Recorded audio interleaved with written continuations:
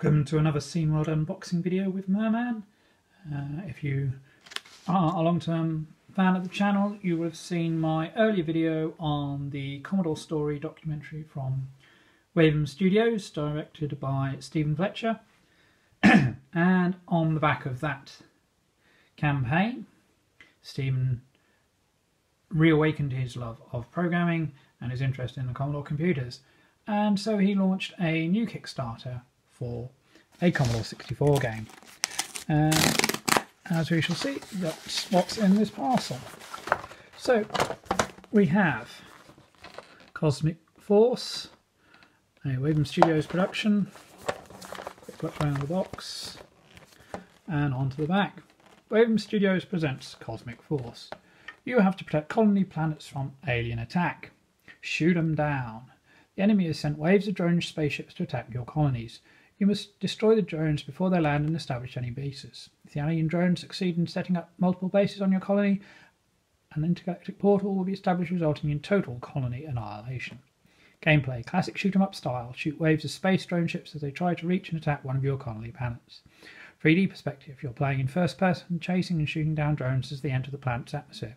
Side-scrolling. You're skimming across your colony planet, searching and destroying all landing alien drones, stopping enemy bases being built.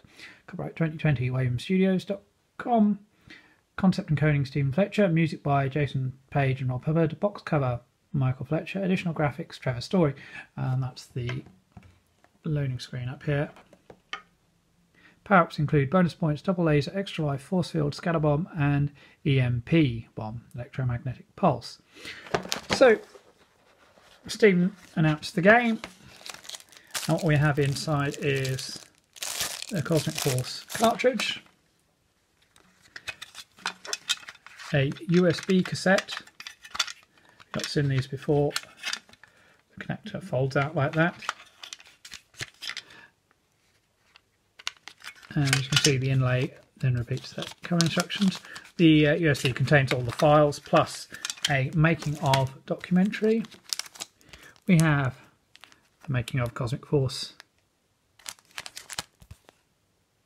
disc, Cosmic Force sticker, the actual 5 1/4 inch floppy,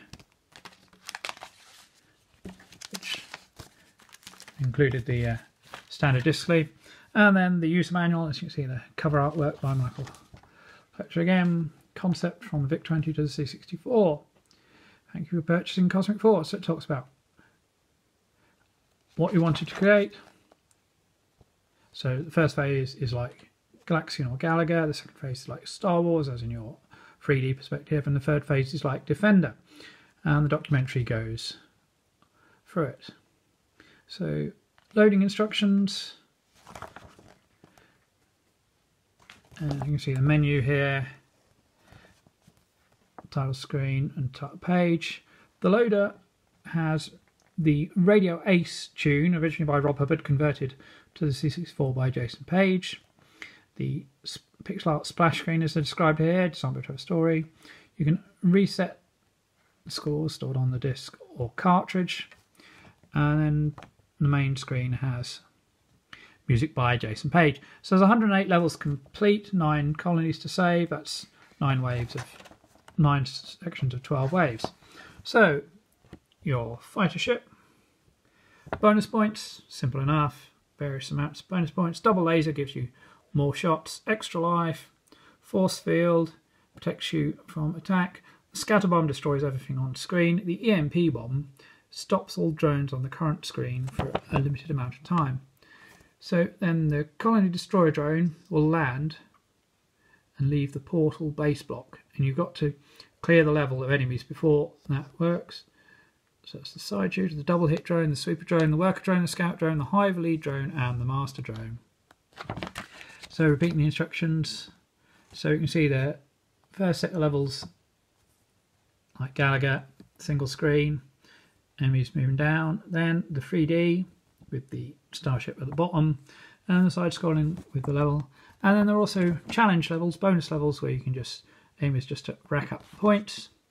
At the end of the game, you'll get your statistics things. So the current stage you've reached, current level, colonies saved, bases destroyed, colonies lost, bases that have landed, extra lives you've got, each of the bonuses you've collected, and it will also save high scores to disk or the EEPROM in the cartridge. So there's a bit more about the development, and you see CBM Prog Studio, menus, Vice Emulator, C64 Debugger, source control using source tree, additional help and reference, and there's some helpful references here for websites, and as is customary, the list of Kickstarter backers, including myself here, Andrew Fisher at Mama 1974. So special thanks to the sponsor, c64audio.com, Fusion Retrobooks, Retro Game Dev by Derek Morris, FreeVice Visual Design, Be Free Software Group, Amiga on the Lake, Area 1, the executive producer Richard Hoffman, Eddie Saunders and Aaron Smith, and then the back of the manual is the repeat of the back of the box. So I have played a bit of Cosmic Force. In fact, I was helping review it for the Zap Annual, although in the end my review won't be used. And so I can say it's not a great game. I had high hopes based on the descriptions and the enthusiasm Stephen was bringing to the project, and in the early stages the first preview unfortunately fell a bit flat. There's nothing particularly bad about the game, there are some serious flaws. It's a fun shoot 'em up that's worth a few minutes of your time, but it's not got a great deal of variety or lasting potential. I found it quite easy myself. I was soon getting to level 30, 40 without too much trouble, and the only thing really stopping me was the way the bases work on the side-scrolling levels. So those flaws, it's a shame that the music that was supposed to be featured in the game from Rob Hubbard is only on the title screen. That's not to say the piece from Jason Page on the title screen isn't bad, but it felt a bit disingenuous to say featuring music by Robert Hubbard when it's only on such a small part of the game. It does take a long while to load from disk. Obviously cartridge version is quicker, and using the standard ROM font, albeit with some simplistic redefined characters for the starship in the 3D level and the side-scrolling background, doesn't give a good impression. It's not bad, but doesn't look great. It needed a bit more playtesting. The power-ups either appear too much or too little on some levels. It does get progressively tougher, but again, it's not the most difficult game, the most difficult shoot 'em up I played on the C64. The horizontally scrolling levels are flawed. The attack waves appear and disappear, and it can be quite difficult to track down the last few ships. And the 3D levels are not that impressive at all. The sprite scaling, there's minimal stages of scaling. I've seen it done better on the C64. But as I say, I don't think that Stephen Fletcher deserves some of the negative comments and this labelling of the game as cosmic farce.